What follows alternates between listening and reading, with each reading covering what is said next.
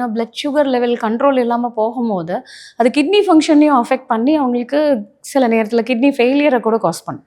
பல வருஷமாக அவங்க அந்த மாதிரி டயபெட்டிக்காகவே இருக்காங்க, கண்ட்ரோலே இல்லாமல் இருக்காங்கனாக்கா கண் பார்வை அஃபெக்ட் ஆகிறது, நரம்பு தேய்மானத்தினால பாதம் ஃபுல்லாகவே எரிச்சல் அதிகமாக இருக்கும், கிட்னி அஃபெக்ட் ஆகும், இந்த மாதிரி பல ஆர்கன்ஸில் காம்ப்ளிகேஷன்ஸை ஏற்படுத்தும்.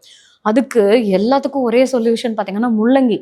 அந்த முள்ளங்கியில் இருக்கக்கூடிய அந்த வாட்டர் கண்டென்ட்டும் சரி, அந்த மினரல்ஸும் சரி, இது நம்மளுடைய அந்த filtration and urine formation and excretion of the waste இது எல்லாத்தையும் மெயின்டைன் பண்ணுறதுக்கு இது ஹெல்ப் பண்ணும். ஸோ இந்த மாதிரி உணவுகளை நம்ம அதிகமாக சேர்த்துக்கிறது நல்லது. அதே மாதிரி ஆவாரம்பூ. ஆவாரம்பூ வந்து பெஸ்ட்டு.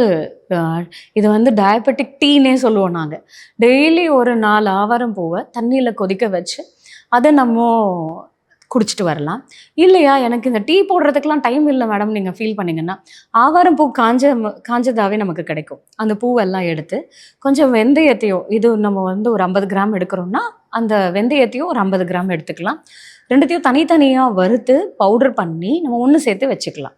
நீங்கள் இதை ஜஸ்ட்டு தண்ணியில் கலந்து குடிக்கவும் செய்யலாம், இல்லை வாயில் அப்படியே பவுடர் போட்டு நம்ம முழுங்கிடலாம். சில நேரத்தில் அது பவுடர் அடைக்கும்னு ஃபீல் பண்ணுவாங்க. அதனால் என்னன்னு சொல்லுவோம்னா தண்ணியில் சுடு தண்ணியில் அதை கலந்து குடிச்சிடுறது நல்லது.